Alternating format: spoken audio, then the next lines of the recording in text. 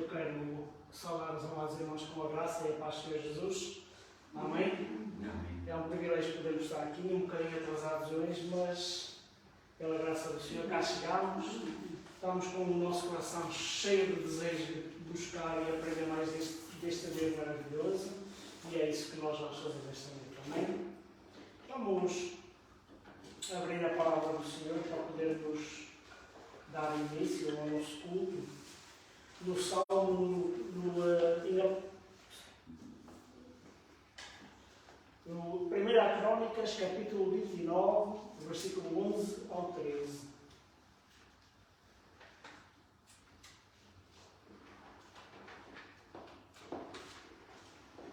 Crônicas antes de Salmos. Crônicas, primeira, não é? Primeira de Crônicas. São 3 ou 4 livros, são 4 livros antes de Salmos. Primeira Crônicas, capítulo 29, do versículo 11 até ao 13.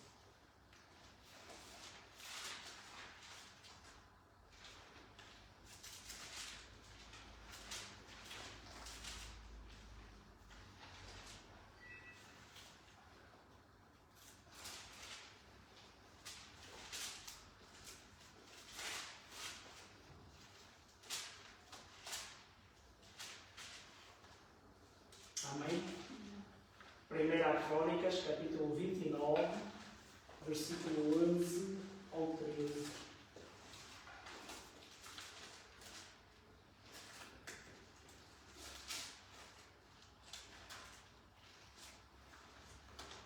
Amém?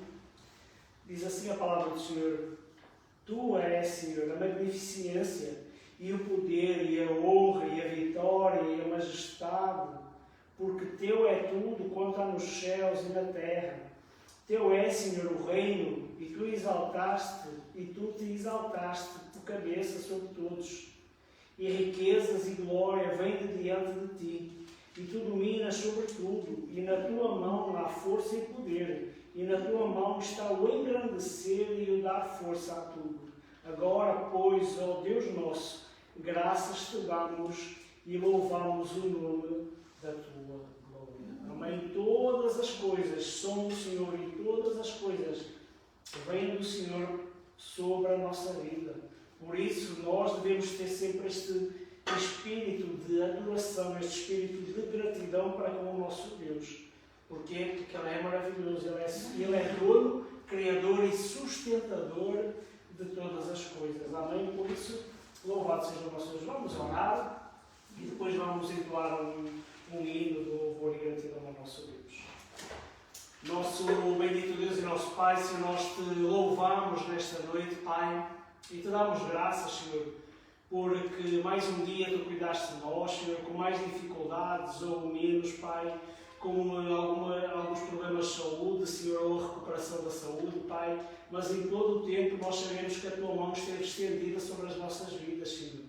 E nós somos gratos, Deus Criador, Deus Sustentador e Deus que nos ama e cuida da nossa vida, Pai. Por isso, louvado sejas, Pai. Te pedimos, Pai, que nos possas abençoar no estudo desta noite, Pai Santo. Nós estamos aqui, Senhor, aqueles que estarão também a participar através da internet, Pai, que Tu te possas revelar mais e mais a cada um de nós, Pai, e possas abrir o nosso entendimento, Pai Santo. Nós queremos crescer em graça, em entendimento e em obediência, Pai. Por isso, vem ser connosco, Pai. Também Te pedimos que recebas, Senhor, este hino de louvor e gratidão que vamos entoar a Ti, Senhor, como cheiro suave às Tuas narinas, Senhor, e Te alegres, Senhor, da obra que Tens feito na vida de cada um de nós. Por isso, abençoa-nos, Senhor, dirige-nos. Isto é o que nós Te pedimos e desde já agradecemos no nome santo e bendito do Senhor Jesus. Amém. Vamos então entoar o hino. Vamos entoar chuvas de bênçãos teremos, chuvas benditas dos céus. Amém?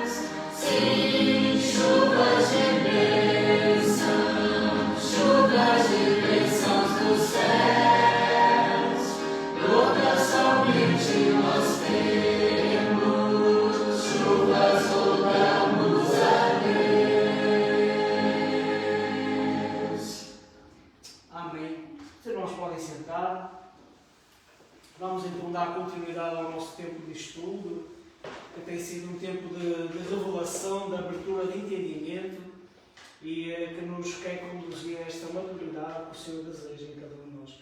Vamos abrir a palavra do Senhor em Romanos, capítulo 8 e versículo 9. Romanos, capítulo 8 e versículo 9.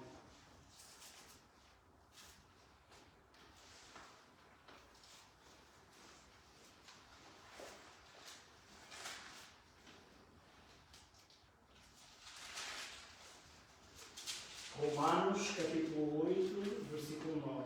Amém? Os irmãos já encontraram? Diz assim a palavra do Senhor: Vós, porém, não estáis na carne, mas no Espírito, se é que o Espírito de Deus habita em vós. Mas se alguém não tem o Espírito de Cristo, esse tal não é dele.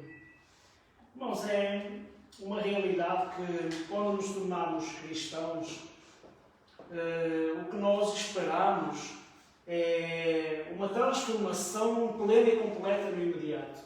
Como se agora chegássemos num interruptor de luz. Quando nós clicamos no interruptor, automaticamente a luz vem e acende as lâmpadas.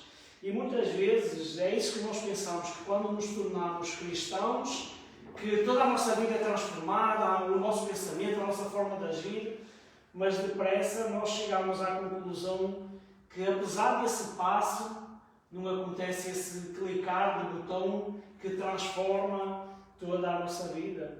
E muitas vezes o que nos deparamos é que vemos que ainda coabita em nós a velha natureza e acontece assim alguma discrepância na nossa vida, no sentido de eu agora creio em Cristo, mas ao mesmo tempo as coisas da carne continuam a puxar, e então há ali um choque constante e que isso nos deixa assim um pouco baralhados, um pouco sem saber como reagir agora que já não estou mais no pecado, agora que o pecado já não reina na minha vida, agora que o pecado já não tem poder na minha vida, mas eu continuo a pecar, eu continuo a ser desafiado pelas coisas da carne, e então existe essa coisa. E muitas vezes o que acontece é que parece que os problemas se intensificam na nossa vida. Parece que as lutas, o pecado, parece que se torna mais intenso. E é isso que nós precisamos compreender. O que é que acontece na nossa vida? Porque é que às vezes parece que as coisas se intensificam? Antigamente nós parecia que pecávamos menos do que pecamos agora. Às vezes parece que o pecado se intensificou sobre as nossas vidas e nós estamos a viver esse problema. E ao pensar nisso, nós podemos pensar o que é que aconteceu realmente na nossa vida. E nós vemos que quando nos tornamos cristãos existe uma mudança. E o que é que nós conseguimos compreender disso? Que ao ter este encontro com Cristo, a primeira coisa que nós temos um novo coração. Então, a partir de agora, os nossos desejos, os nossos anseios já não são mais dirigidos para as coisas da carne, já não são mais dirigidos para o nosso ego, já não são dirigidos mais para o desejo do nosso coração, do nosso pecado, mas é dirigido para Deus e por Deus. Então nós vemos cá logo um novo coração que é dirigido para o Senhor Jesus. Outra coisa que nós vemos é que nós temos uma nova vida em Cristo. Nós não só recebemos um novo coração, como temos uma nova vida em Cristo. A palavra do Senhor em 2 Coríntios 5,17, o que é que diz? Um irmão que leia, por favor, e que leia mais alto, por favor, para os nossos irmãos e amigos que nos ouvem pela internet também possam participar. 1 Coríntios. 2 Coríntios, capítulo 5 e versículo 17.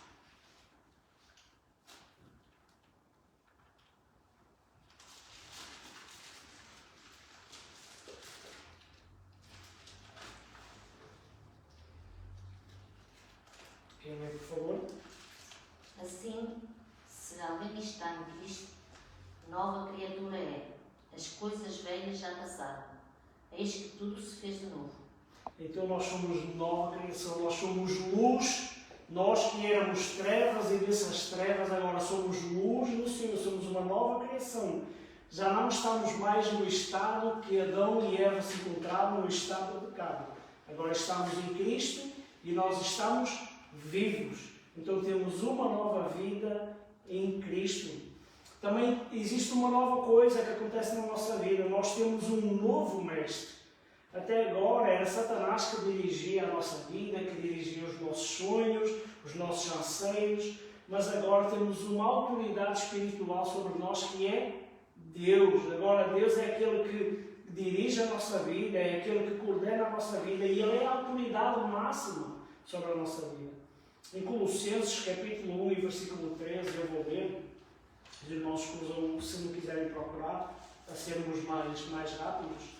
Primeiro Colossenses capítulo 1 versículo 13 diz assim: que nos tirou do poder das trevas e nos transportou para o reino do seu Filho amado. Então, se nós formos transportados para o reino do Filho, logo nós temos um novo rei, temos uma nova autoridade sobre a nossa vida e o Senhor é essa nova autoridade. Então é isso que acontece. Quando nós aceitamos Jesus Cristo como Salvador, então nós temos um novo coração, temos uma nova vida em Cristo e temos um novo mestre. Mas ao mesmo tempo que há uma transformação na nossa vida, há outras coisas que não acontecem. Há outras coisas que nós aguardamos e que ficamos abismados quando vemos que não houve essa mudança como nós estávamos à espera.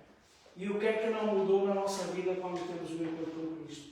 O nosso corpo não mudou. Somos exatamente iguais. Quem olhar para nós por fora, o invólucro do nosso corpo, não houve alteração nenhuma. Não temos um novo corpo. Continua o mesmo corpo, continua a mesma carne, continuam os mesmos ossos, continua os mesmos olhos. Então, não há essa mudança de corpo.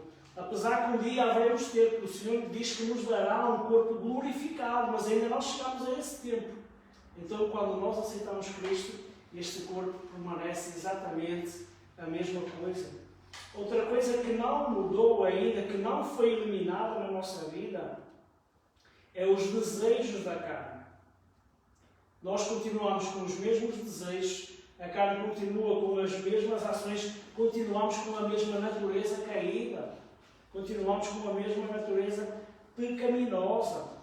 Então muitas vezes nós pensamos que quando aceitamos Cristo como Salvador, agora eu já estou santificado, eis que já não peco mais, mas a primeira vez que nós pecamos há uma tristeza no nosso coração. Porquê?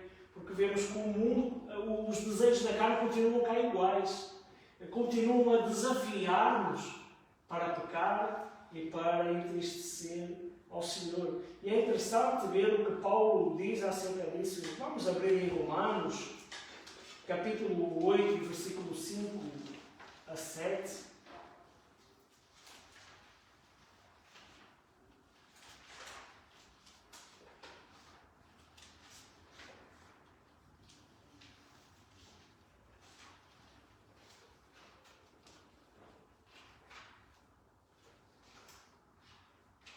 Romanos, capítulo 8, versículo 5 a 7. Se algum irmão já encontrou, pode ler, por favor.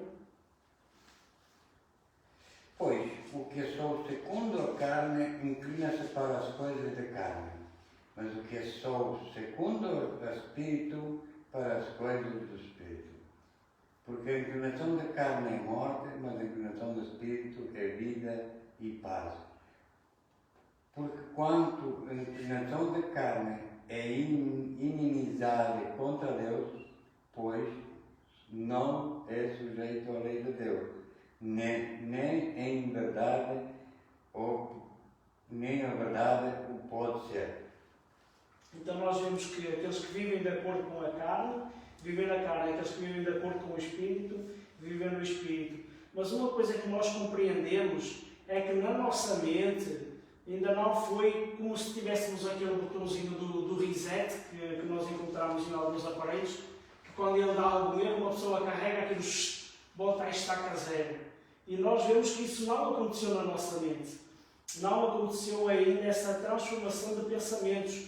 Porquê? Porque nós crescemos com um ensinamento, vivemos num mundo em que nós absorvemos algumas coisas.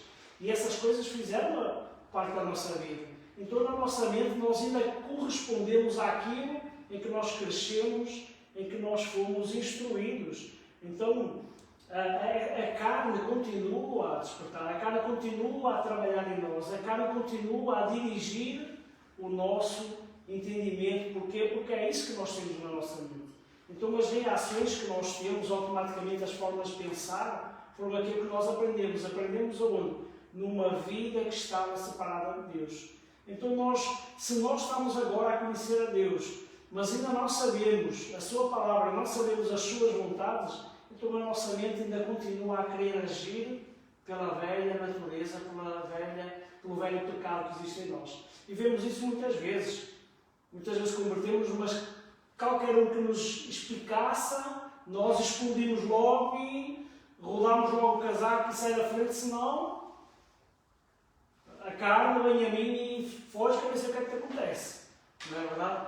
Porquê? Porque o que nós aprendemos durante a nossa vida ainda continua a dirigir a nossa mente e o nosso entendimento. Então o pecado não mudou, a nossa mente ainda não foi transformada e todas essas coisas continuam a dirigir. Mas é interessante porque a palavra de Deus diz que nós agora temos uma nova natureza. Diz que o pecado já não reina em nós, no sentido de que agora já não é ele que manda na nossa vida. Isso significa então que nós temos o quê? Uma escolha. Significa que nós conseguimos ter uma escolha de pecar ou não pecar. E são escolhas que nós enfrentamos no nosso dia a dia. Durante o dia são muitas as circunstâncias em que nós nos deparamos com esses problemas e com essas escolhas. Então, apesar de nós já não pensarmos ou reagirmos de acordo com a carne, nós podemos escolher muitas vezes fazer isso. E o que acontece na nossa vida, muitas vezes, quando pecamos, é que apesar de nós termos a escolha de rejeitar o pecado, nós escolhemos deixar que o pecado tenha influência na nossa vida. E ele já não tem poder sobre nós, mas nós escolhemos ceder à sua vontade, ao seu poder. Então, apesar de nós não podermos fazer nada em relação ao fato de mudar quem nós somos agora, o amor de Deus para connosco faz isso dia após dia e Ele transforma a nossa mente e faz com que nós tenhamos outra escolha. Vamos abrir em 1 Coríntios, capítulo 2, e do verso 14 até o capítulo 3 e o verso 3.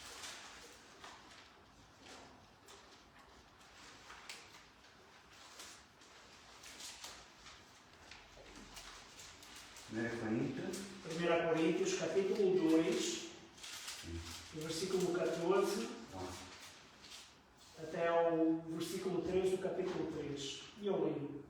Ora, o homem natural não compreende as coisas do Espírito de Deus, porque lhe parecem loucura, e não pode entendê-las, porque elas se discernem espiritualmente. Mas o que é espiritual discerne-se bem tudo, e ele de ninguém é discernido, porque quem conheceu a mente do Senhor para que possa instruí-lo? Mas nós temos a mente de Cristo. E eu, irmãos, não vos pude falar como a espirituais, mas como a carnais, como a meninos em Cristo. Com leite vos criei, e não com carne, porque ainda não podíeis, nem tampouco agora ainda podeis. Porque ainda sois carnais, pois havendo entre vós inveja, contendas e dissensões, não sois porventura carnais e não andais segundo os homens? Então, ao olhar para estes textos, apesar das escolhas, e olhando para este texto, nós podemos logo identificar aqui 3 tipos de diferentes pessoas. 3 pessoas diferentes que nós conseguimos encontrar neste texto. E a primeira coisa é que o texto nos fala sobre o homem natural, ou significa o homem sem a presença do Espírito de Deus a coordenar. Então é uma pessoa viva fisicamente, mas morta espiritualmente. É uma pessoa que está separada de Deus. É uma pessoa que vive independentemente de Deus.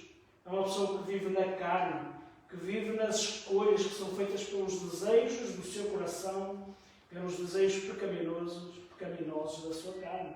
Então nós olhamos isto, apesar de nós olharmos para esta vida sem Cristo, esta vida sem Deus, isto não significa que esta pessoa é infeliz, porque por vezes vai-se trabalhando mecanismos na nossa mente e na nossa vida em que essas coisas parecem que nos traz realização e satisfação. Mas com o passar do tempo vamos ver que essas coisas não têm esse peso na nossa vida como queridos.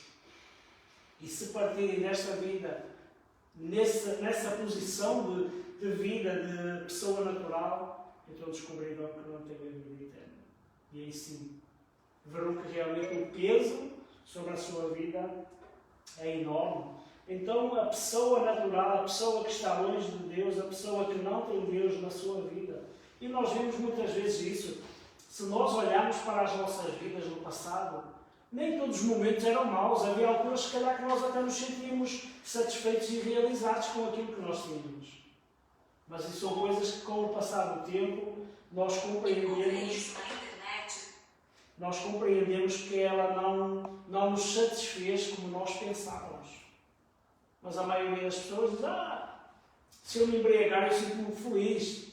E nós olhamos e vemos que isso só traz prejuízo, por exemplo, e na nossa mente já não encaixa essas coisas naturais, essas coisas que estão longe de Deus, vemos que isso só nos traz prejuízo e não traz satisfação nenhuma. Mas encontramos muita gente que se calhar encontra satisfação nisso. É temporário, mas quando terminar essa satisfação temporária, eles voltam a cometer a mesma coisa. Então isso faz parte do homem natural, do homem que está longe de Deus. A segunda pessoa que nós encontramos é a pessoa espiritual, que é o estado natural daquele que é cristão, daquele que já teve um encontro com Cristo. E então o que é que vemos nesse tipo de pessoa? Que é uma vida transformada pela fé em Cristo. Que o Espírito agora está unido ao Espírito de Deus.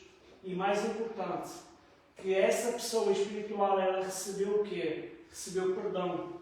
Recebeu a aceitação para fazer parte da família de Deus.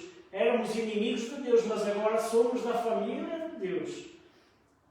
Compreendemos realmente o valor de Cristo. recebemos a ação do Espírito Santo de Deus na nossa vida, em vez do poder da carne ou do poder do pecado sobre nós. Estamos a renovar-nos mentalmente dia após dia. O Senhor está a livrar a nossa mente dos velhos pensamentos, das velhas ações e colocando novas verdades. Nós vemos que as emoções que nós vivemos agora são marcadas pela paz e pela alegria, em vez daquela vida que nós tínhamos de agitação, vida de incerteza, vida que consumia o nosso coração. Agora não, agora vivemos vidas de paz e de alegria. E podemos olhar e ver também o fruto do Espírito Santo na vida de cada um. Então, quando nós olhamos, vemos esta pessoa espiritual, ainda que temos a carne, o pecado em nós, então nós diariamente buscamos crucificá-la para buscar a vontade de Deus para cada um de nós. Então estamos mortos para o pecado. Então este é o tipo de vida que realmente nós, como cristãos, devemos viver. Este é o tipo de modelo de maturidade que Deus quer que nós vivamos. A cada dia pondo o pecado de lado, a cada dia a nossa mente transformada e a cada dia vivendo para a glória de Deus. Em 2 Pedro 1,3 diz: o seu divino poder nos tem dado tudo o que nos diz respeito à vida e à piedade, pelo pleno conhecimento daquele que nos chamou pela sua própria glória e virtude. Então este é o tipo de vida que o cristão, a pessoa que é espiritualmente viva, tem.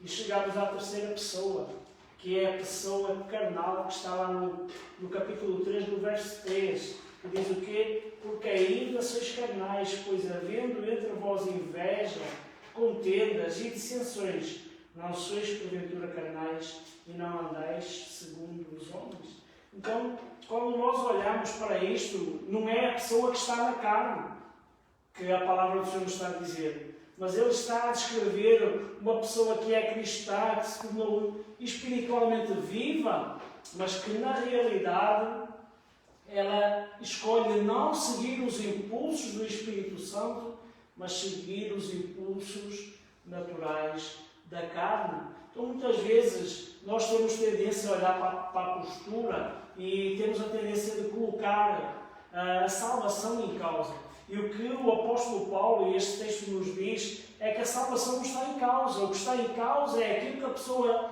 entende e deixa ter poder sobre a sua vida. Então, a pessoa carnal é o crente que deixa que realmente o que tenha poder sobre a sua vida é os desejos da carne e não o Espírito de Deus. Então, a sua mente está ocupada com pensamentos errados. As suas emoções são negativas e pesarosas. O corpo mostra sinais de stress. Os desejos que ela busca é a satisfação da carne, é a satisfação muitas vezes da área sexual. Então ela vive em oposição àquilo que é a sua nova identidade em Cristo. Então essa pessoa vive atormentada. Porquê? Porque existe uma guerra dentro dela entre aquilo que é divino e aquilo que é carnal. E como faz mais aquilo que é carnal, então a sua nova vida em Cristo, ela geme porque vai contra aquilo que pertence à sua nova natureza. E essa pessoa vive o quê? Com sentimentos de inferioridade, com insegurança, com insuficiência, com culpa, com preocupação, com dúvidas. Quando nós olhamos para a vida de pessoas que já tiveram um encontro com Cristo, mas a sua vida é mais crente carnal, então nós vemos a insegurança na sua vida. Uma dúvida constante surge na sua mente.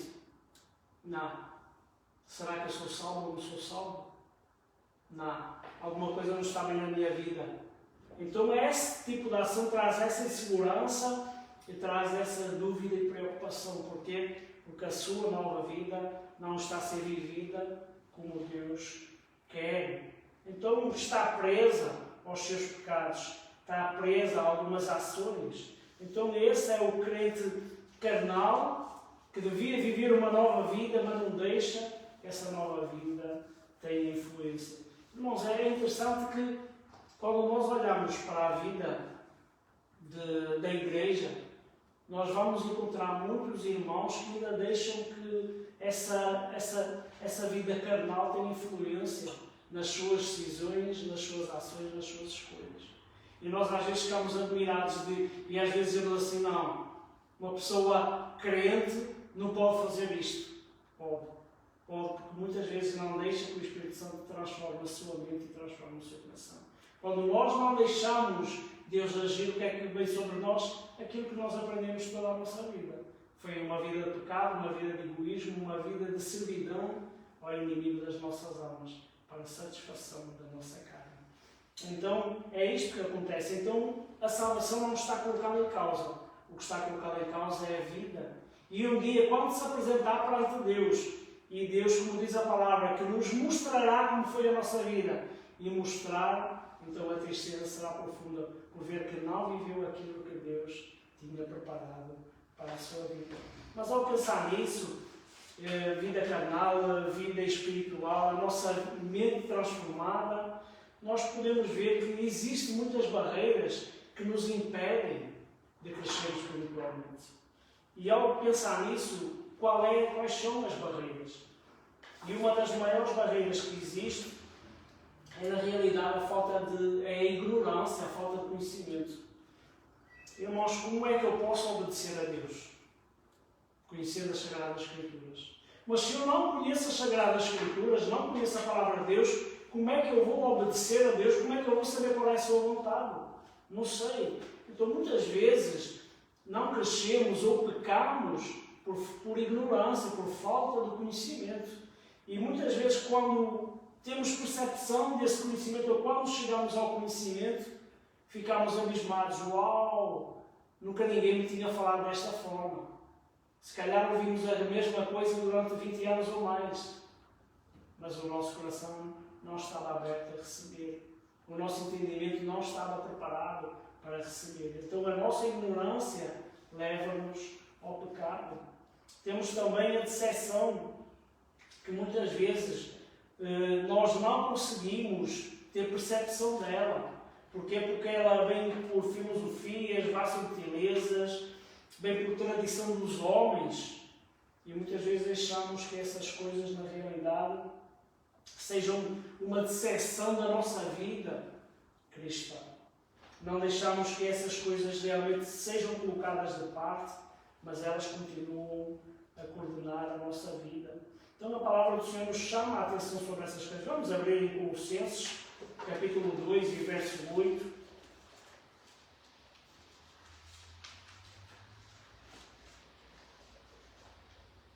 Quem lê, por favor?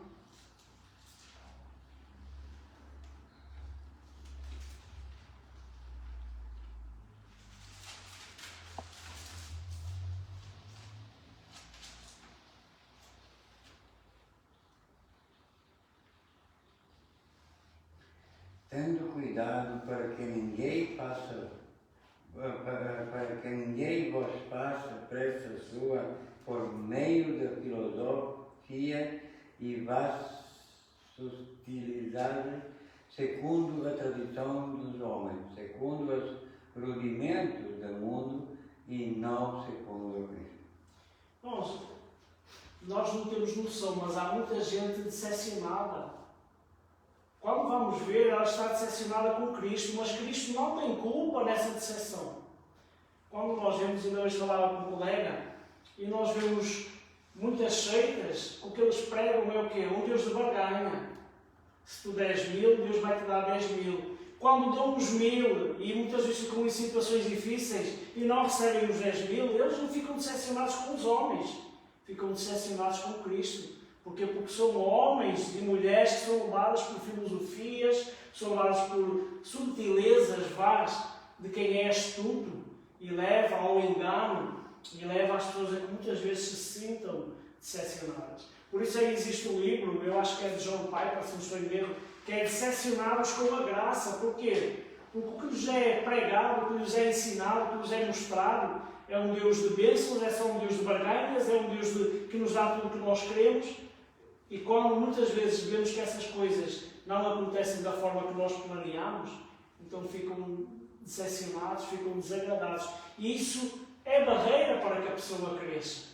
Porquê? Porque isso vai endurecer o seu coração e acaba, muitas vezes, por se apartar da presença do Senhor. Mas é interessante que Colossenses capítulo 2, versículos 6 e 7 diz assim: portanto, assim como recebeste a Cristo Jesus, o Senhor, assim também nele andai, arraigados e edificados nele, confirmados na fé, assim como fostes ensinados, abundando em ação de graças. Então, o que nós precisamos é nos arraigar, nos edificarmos em Cristo. Para quê? Para não sofrermos estas decepções. Porque ou nós estamos a crescer no Senhor, ou estamos presos a alguma forma de pensar enganador. A minha mãe sabe, e eu, uma altura, conversando com uma irmã, e falando sobre alguém que tinha partido sem Cristo, e nós a conversar, eu disse: não, se partiu sem Cristo, então o lugar dele, infelizmente, é o inferno. Porque Jesus Cristo veio para nos dar vida e vida com abundância. Se não recebeu esta dádiva, então ele vai para o lugar do sofrimento. Deus não é assim tão mau, Deus é bom. Então, e entre aspas, entre linhas, está-me a dizer que no fim da vida, sem Cristo, eu posso ter o perdão dos meus pecados. Então Cristo morreu em vão. Isso mostra alguns tipos de pensamentos enganadores que muitas vezes estão na nossa mente, que ainda não deixamos que fossem transformados. E isso traz realmente dificuldades, traz decepções.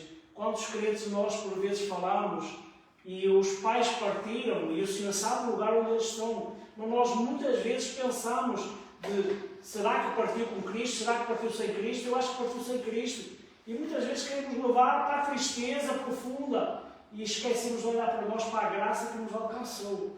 Se Cristo não nos alcançasse, nós íamos pelo mesmo caminho. Então nós temos que nos alegrar por aquilo que Cristo já alcançou para a nossa vida. Mas muitas vezes ficamos com esse sentimento pesaroso e ficamos a chorar as pitangas, ficamos a chorar as coisas que nós não sabemos, porque a palavra do Senhor diz que no fim dos tempos ficaremos admirados por aqueles que encontraremos no céu. Mas muitas vezes a certeza quase no nosso coração de que aconteceu como nós pensamos, nos leva a uma vida de tristeza, a um pesar, em vez de nos trazer uma vida de alegria, porque nós fomos tirados desse lamaçal do pecado, desse lamaçal de enxofre, de uma vida de perdição eterna. Então nós precisamos mudar a nossa mente. Nós não podemos deixar que a nossa mente pecaminosa, antiga, ainda dirigida por Satanás, nos venha trazer esse peso e essa deturpação, essa decepção na nossa vida. Outras coisas que muitas vezes nós também sofremos é que nós olhamos e vemos Deus agir na vida de um irmão e achamos: na minha vida nunca vai acontecer assim, na minha vida nunca vai ser igual. E olhamos assim: nunca teria a fé daquele irmão. Vê-se uma irmã orar com temor, com graça, e ficamos lá: eu nunca vou ter uma vida assim. Olhamos para alguns que Deus usa e nós, na nossa pequenez, dizemos assim: nunca Deus me iria usar daquela forma. E às vezes também, quem me dera ser usado, mas Deus nunca vai usar assim um pobre miserável pecador como eu. Então essas decepções acabam por trazer prejuízo na nossa vida, acabam por nos impedir de crescer. Vou compartilhar com os irmãos uma situação hoje, com um colega de trabalho que é cristão e que me deixou de boca aberta. Toda a gente sabe que eu sou pastor, que sou cristão, então eles estão sempre na brincadeira: já estamos aqui um grupo, já podemos ter aqui uma missa. E então estão sempre a brincar. E eu, ao conversar com ele, disse assim: olha, enquanto eles brincam, é uma oportunidade para nós podermos defender a nossa fé e mostrar em quem nós cremos. Ele olha para mim e diz: eles não querem saber de nada, nem vale a pena. Eu assim: nós estamos aqui para semear. A nossa responsabilidade não é dar fruto, nem fazer crescer, nem regar. Nós somos chamados para semear. Então, se alguém questiona a minha fé, é uma oportunidade que eu tenho para defendê-la. Se alguém vai ouvir ou não, isso não é responsabilidade minha. Agora, eu tenho que partilhar. Então, falei com um colega e ele veio logo de um desses movimentos estranhos, cá encheram estádios e era sacas de dinheiro a meter para o carro, eu assim, não sei o que é isso. Diz assim, mas identificam-se como... Eu não são reconhecidos pelos órgãos cristãos evangélicos nacionais portugueses, não são reconhecidos como igrejas cristãs evangélicas. Então, vais ver muitas seitas dessas. Depois disse, olha, ajudei numa igreja assim. Diz, eu tinha lá um amigo. A postura dele mudou. Porquê? Porque com certeza o amigo devia ter dado um testemunho. Mas eu, ao falar com esse meu colega, disse, olha, é uma oportunidade que nós temos para pregar o Evangelho. É uma oportunidade de defender a minha fé. Não sei se vale a pena. Eu disse, eu não estou aqui para saber se vale a pena ou se não vale. Eu estou aqui, se tenho a oportunidade, eu vou defender aquilo que eu creio. E o resto cabe ao Senhor fazer a obra. E até partilhei outra situação que tinha falado também com o colega de trabalho, o ano passado na Páscoa, e disse, beijar a cruz para quê? O que é que celebramos da Páscoa? Não é a morte e a ressurreição de Cristo? Sim. Se é a ressurreição de Cristo, está vivo. Para que é que eu vou beijar? Se calhar vocês é que têm razão. Não, nós não temos razão nenhuma. As Sagradas Escrituras têm razão. E diz o meu colega, esse aí ouviu. Qualquer um está pronto a ouvir. Ele pode rejeitar agora. Mas eu não sei aquilo que Deus pode fazer através da palavra que nós falamos. Então, é isso que nós temos que ter consciência. Não podemos deixar que as exceções, que a pensar que a pessoa não vai ouvir, isso cria barreiras. Não só para nós pregarmos o Evangelho, mas também cria barreiras para a nossa maturidade. Porque isso não nos deixa crescer. Porque se nós dizemos que queremos um Deus Todo-Poderoso, foi um Deus que foi capaz de mudar a nossa vida, que tem poder para mudar qualquer vida, se eu creio que aquilo é muito duro, Deus vai transformar aquilo, porque eu estou a pôr barreiras ao Deus em que eu acredito. Se é o Deus Criador, se é o Deus Todo-Poderoso, se é o Deus Onisciente, e eu já estou a colocar barreiras, então eu já estou a criar uma decepção e uma barreira na minha vida para não amadurecer espiritualmente. E depois há outras coisas que nos atrapalham, que muitas vezes são os conflitos pessoais e espirituais que nós trazemos. Vamos ler em Efésios, capítulo 4, versículo 26 e 27.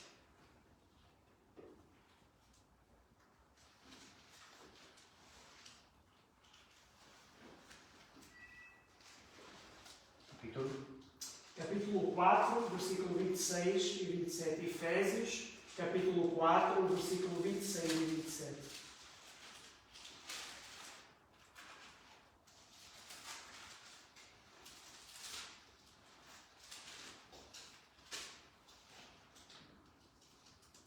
Quer ler, por favor? Irei-vos e não pequeis. Não se ponha o sol sobre a vossa ira. Não deis lugar ao diabo. É 26 e 27. E 27. Então, o que é que acontece? Quando nós deixamos que a ira tome lugar sobre a nossa vida, então a falta do perdão vem sobre nós e cria uma barreira. Então o pecado faz com que nós sejamos impedidos de avançar. Então quando a palavra do Senhor nos diz que nós devemos perdoar, como Deus nos perdoou a nós, então nós devemos perdoar aqueles que têm pecado contra nós, o que nos diz é para nós não deixarmos que a ira, que a raiva venha ao nosso coração, a falta de perdão. Porquê? Porque isso vai abrir uma brecha tremenda. Isso vai trazer barreiras para a nossa vida. Isso vai deixar com que o diabo crie amargura e pesar no nosso coração. E essas coisas impedem-nos de prosseguir. Impedem-nos porquê? Porque se nós não conseguimos perdoar a quem nos tem ofendido, então nós já temos uma brecha, uma falha para com a palavra do Senhor. Então nós precisamos vigiar, olhar para a nossa vida, se há alguma amargura, se há alguma ferida que precisa ser sarada, para podermos realmente nos arrependermos e prosseguir. Tenho uma irmã que, numa altura, também num estudo, interessante a forma como ela abordou o assunto sobre o falecido ex-marido, que o tinha perdoado, mas quando falava nele, falava ainda com dor, com pesar, com ira, porque ele realmente teve uma ação inadequada para com a esposa e com as filhas, e isso pesava no seu coração. Mas quando compreendeu que isso era uma barreira, que ela na realidade não tinha perdoado, porque quem perdoa esquece. Quem perdoa não lembra mais com dor. Então, quando ela viu que realmente essas coisas ainda não faziam parte, ela viu que isso realmente trazia amargura e tristeza ao seu coração. E quando compreendeu que precisava pedir auxílio do Senhor para perdoar verdadeiramente, então isso trouxe uma nova postura. Isso fez o quê? Com que a sua vida espiritual progredisse, com que a maturidade aumentasse na vida dela. E não só por causa disso, porque quando nós estamos bem espiritualmente, quando tudo isso que podia atrapalhar a nossa vida é limpa, é tirada, então nós temos outra postura completamente diferente. Nós já não temos dúvida, nós temos certeza absoluta que Deus ama-nos. Nós sabemos que já não existe mais condenação para nós. Nós sabemos que realmente Deus quer o melhor para a nossa vida. Independente de todas as coisas, independente de às vezes parece que o mundo lá fora está a ruir. Mas nós sabemos que apesar de todas essas coisas, Deus tem e quer o melhor para cada um de nós. Nós já não precisamos mais ter medo. Porque nós temos um Deus que nos segura na palma das suas mãos. Nós já não somos mais vítimas. Porque até agora nós éramos vítimas deste mundo, éramos vítimas dos vizinhos, éramos vítimas de toda a gente. Agora já não somos mais vítimas. Porquê? Porque agora nós já fomos restaurados e renovados por Cristo. Então quando nós conhecemos a verdade que vem sobre a nossa mente, sobre o nosso coração, ela nos faz ver as coisas sobre o prisma real daquilo que é. Já não temos mais aqueles pensamentos enganosos, aqueles pensamentos que trazem dúvida ao nosso coração, mas temos, na realidade, a visão verdadeira, vinda de Deus para cada um de nós.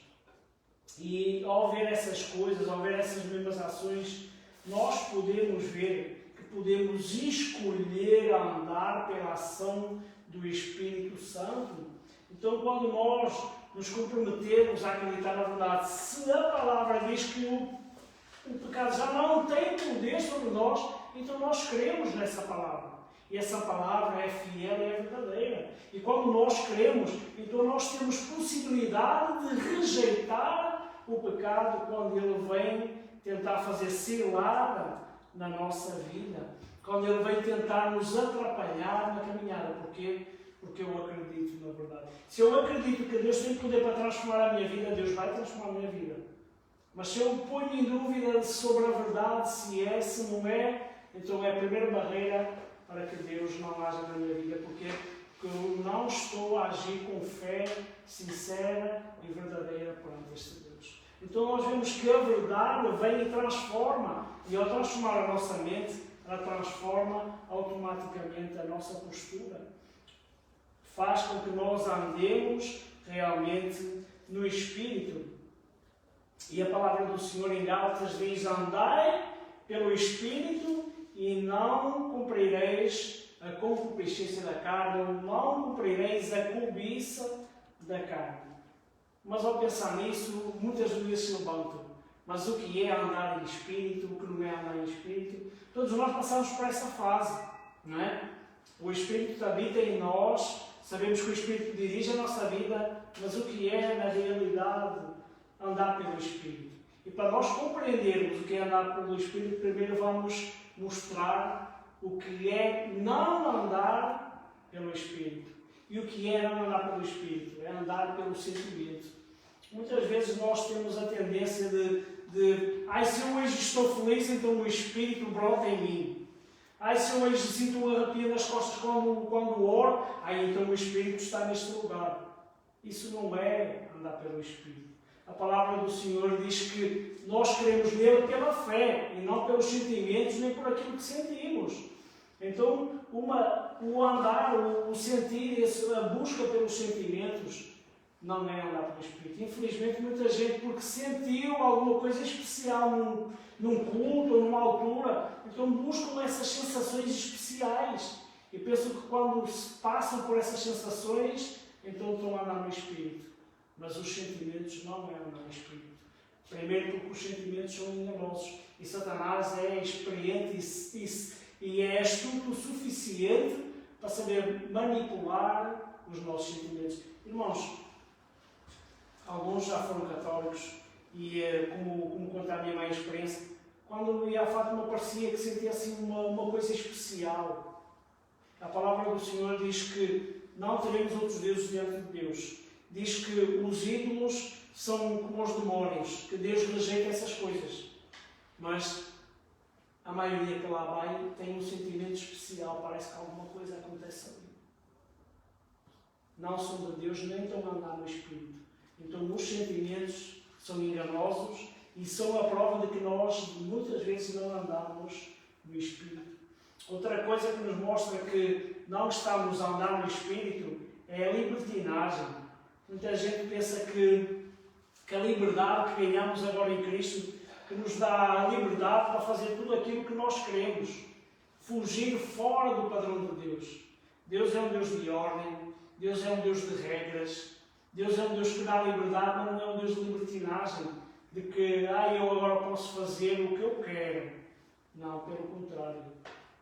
O fazer o que eu quero mostra que eu não conheço este Deus.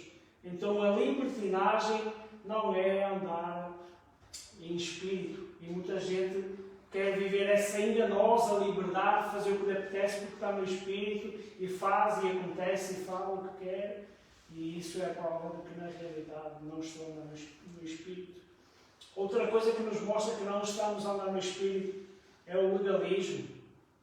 Muitas vezes nós temos a tendência de seguir um grupo de regras, porque dizem que eu não posso fazer isto, eu não posso fazer isto, eu não posso fazer aquilo, e nós até cumprimos essas regras, mas cumprimos não porque compreendemos quem Cristo é, mas porque cumprimos porque nos disseram que nós não podemos fazer essas coisas. E o legalismo não é andar no Espírito. No entanto, que quando olhamos para os 10 mandamentos, nós vemos que os judeus são legalistas. Eles buscavam pôr aquelas leis todas em prática, mas o que Deus quis mostrar é que nenhuma daquelas leis servia para a salvação deles e nenhum homem poderia cumpri-las na plenitude. Só Cristo poderia morrer por nós e só nele é que nós teríamos a salvação. Então há muita gente a seguir um grupo de regras e de ações e pensa que está a viver no Espírito, e o legalismo, viver as regras, não é, porque a maioria não cumpre as regras porque as compreende. Nem cumpre as regras porque sabe que é para glorificar a Deus. Cumpre as regras porque foi o que lhe ensinaram. E muitas vezes, quando se nasce dentro da igreja, se foi ensinado as regras que a pessoa cumpre porque foi ensinada a fazer aquilo. Isso não significa, na realidade, que andam em espírito. Então nós vimos 3 coisas que nos mostram o que é não andar no espírito. Mas o que é andar no espírito de verdade? Andar no espírito é ter uma verdadeira liberdade. É onde está o Espírito do Senhor, há liberdade. Então, o diabo não consegue nos fazer andar na vontade da carne. Essa é a liberdade. É nós sermos libertos das coisas do mundo, é nós sermos libertos dos desejos da carne, é nós sermos libertos dos pensamentos materialistas, só querem as coisas deste mundo, estas coisas passageiras. Essa é a liberdade que Cristo nos dá. Sermos libertos dessas cadeias e prisões que nós tantas vezes tínhamos, de que só se tivéssemos um carro comprado lá ao mês, ou se tivéssemos uma casa, uma vivenda com 20 quartos, e com piscina, e com um jardineiro, e com um mordomo, isso é que é uma coisa, foi dessas coisas que Cristo nos libertou. Agora nós vivemos libertos, porque com muito ou pouco nós somos realizados no Senhor. Então essa é a liberdade, essa é o podermos andar no Espírito. É sermos liderados também pelo Senhor. É interessante que os pastores lá de Jerusalém são diferentes dos pastores que nós conhecemos aqui em Portugal. Quando olhamos para o pastoreio, onde é que nós vemos o pastor das ovelhas? Quando o rebanho é conduzido, nós vemos o pastor aonde? Não. Aqui em Portugal o pastor vai atrás. Mas em Jerusalém, em Israel, o pastor ia na frente. Então o pastor liderava as ovelhas. O pastor não vai atrás, é empurrá-las. O pastor vai à frente e as ovelhas conhecem o seu pastor, conhecem a sua voz e o seguem.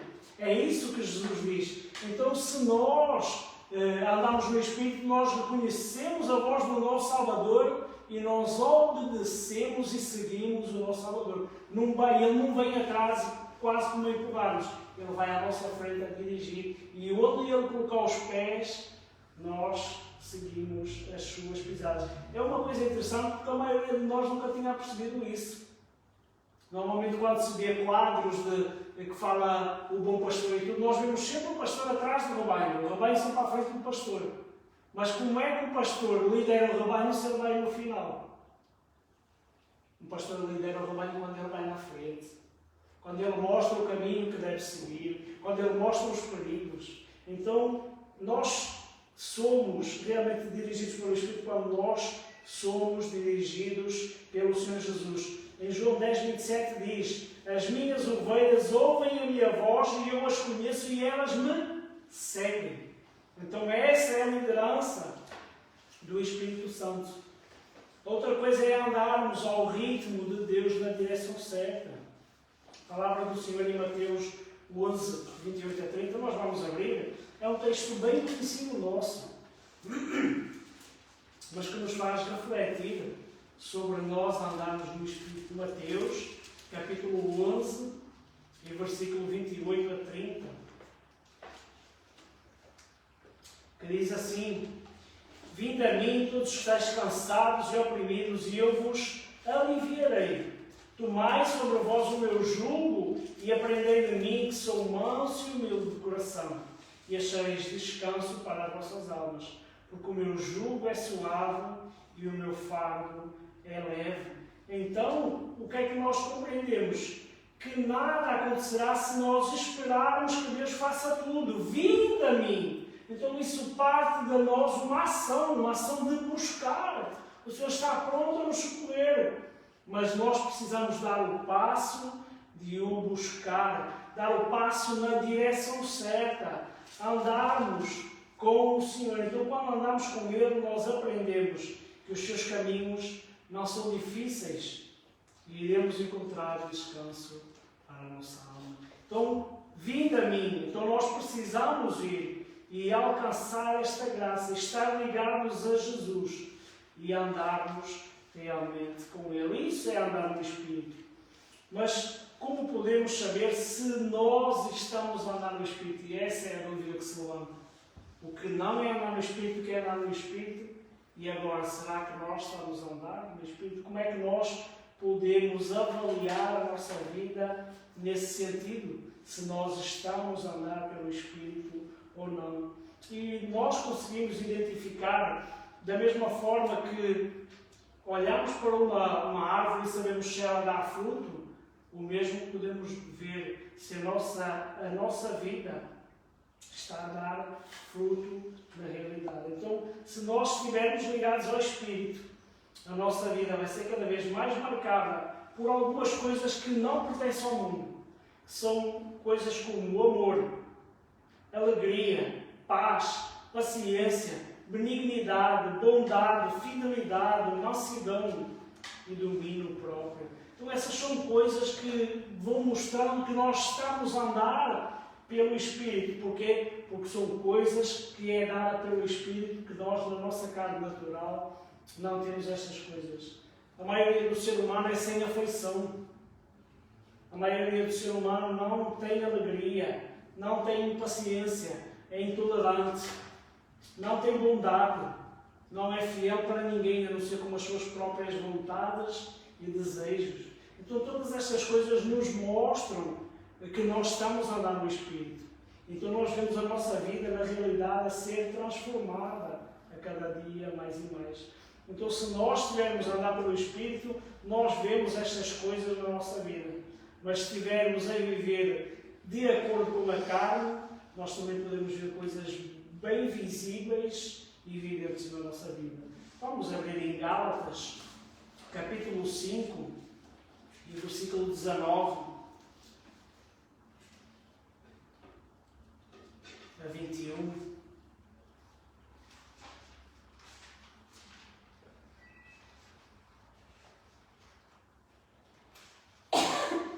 Gálatas, capítulo 5, versículo 19 a 21, que diz assim: porque as obras da carne são manifestas, as quais são adultério, fornicação, impureza, lascívia, idolatria, feitiçaria, inimizades, porfias, emulações, iras, pelejas, dissensões, heresias, invejas, homicídios, bebedices, glutonarias e coisas semelhantes a estas, acerca das quais vos declaro, como já antes vos disse, que os que cometem tais coisas não herdarão o reino de Deus. Então é fácil nós percebermos se nós estamos a andar pelo Espírito ou não, por estas coisas que são evidentes na nossa vida. E se estas coisas da carne são evidentes na nossa vida, significa que nós não estamos a andar pelo Espírito. Mas, pelo contrário, é aquelas coisas que nós falamos que têm dominado a nossa vida, se é o amor, se é a alegria, se é a paz, se é a paciência, se é a benignidade, se é a bondade, se é a fidelidade, se é a mansidão, se é o domínio próprio. Então isso mostra que nós temos andado em Espírito. Então nós precisamos ter consciência disso, avaliar a nossa vida e buscar para que o Senhor a cada dia transforme a nossa mente e nos conduza pelo seu Espírito Santo para realmente glorificarmos o seu nome e testemunharmos dele. Amém? Então, que cada um de nós possa fazer uma abordagem na sua vida.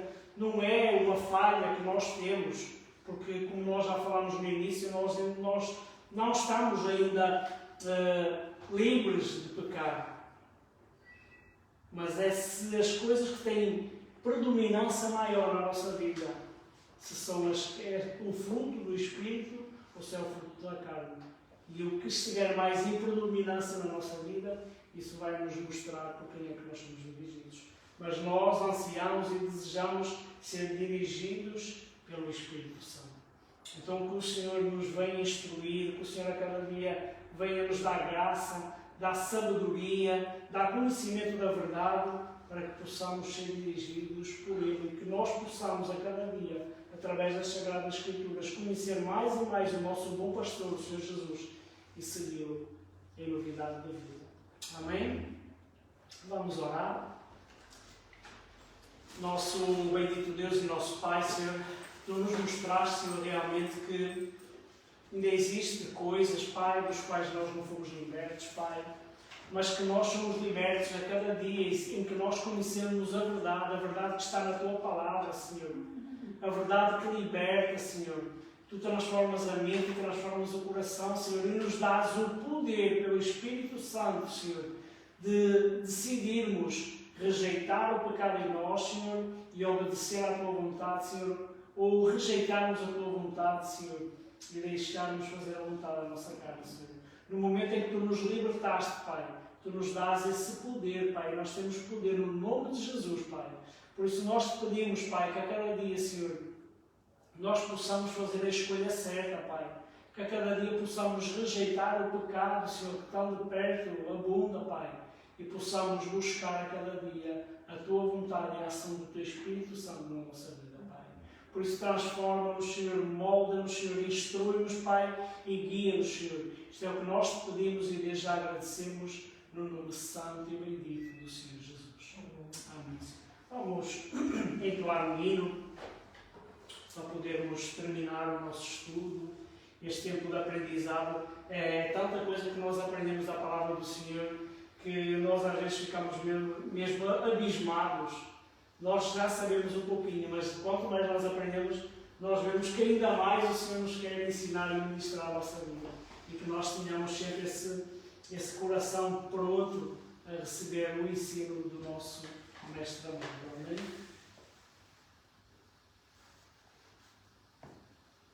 Nós vamos cantar o hino que nós tanto gostamos. Vamos cantar o Jordão. Amém?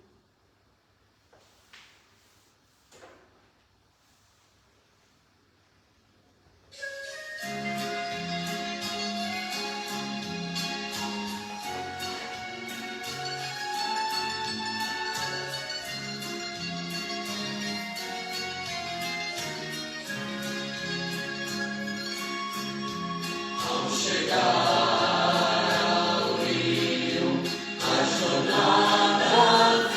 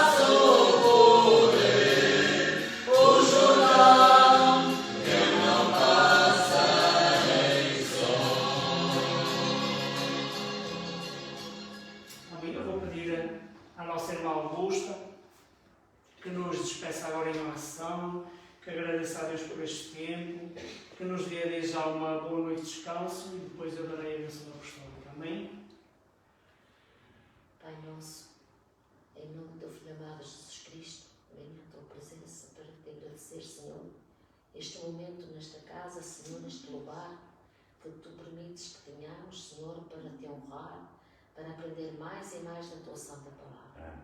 Graças te damos, Senhor, do fundo do meu coração. Obrigado pela tua palavra, pela explicação, usaste o teu servo, Senhor, que lhe deste sabedoria, Senhor, e autoridade para poder explicar segundo a tua boa bondade e a tua bondade. Obrigado, Senhor. Obrigado também por este dia que deste a cada um de nós. Eu te peço, Senhor, que nos abençoes a cada família aqui representada, Senhor, e àqueles que nos ouvem na live, Senhor, também. Abençoa a cada um onde quer que eles se encontrem, meu Pai. Dá-nos uma noite de paz, dirige-nos a nossa casa com a tua bondade, Senhor, que possamos ter uma noite de paz na tua graça. É no nome santo e precioso de Jesus Cristo que eu te agradeço, ó Pai Santo. Amém. E que a graça do Senhor Jesus, o amor de Deus Pai e as doces consolações do Espírito Santo sejam conosco agora eternamente, e nós dizemos Amém. Amém. Que o Senhor nos continue a abençoar e no domingo, querendo o Senhor, cá estaremos para continuar a louvar e agradecer e a aprender este dia.